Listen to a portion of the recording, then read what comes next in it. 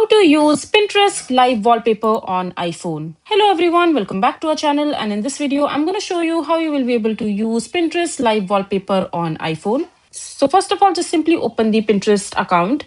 You can also use it on the Google Chrome and just simply log into your account. And once you're there, just go to the search bar and search for live wallpaper. And over here you have a bunch of different options. Just simply select the one you want to make your home screen as a wallpaper. So just select any live picture of your liking. I have selected this one.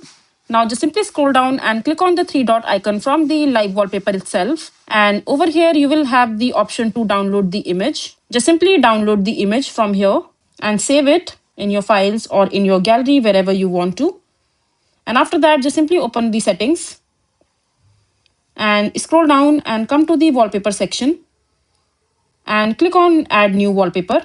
Just select the wallpaper that you have just downloaded from the Pinterest. And now as you can see that this wallpaper has been this live wallpaper is visible as a template or a display. If you like it, just simply click on add, and if you don't like it, you can cancel it as well. And yeah, just simply place this and see if you like it or not. And that's how you will be able to use Pinterest live wallpaper on iPhone. I hope you find this video to be helpful.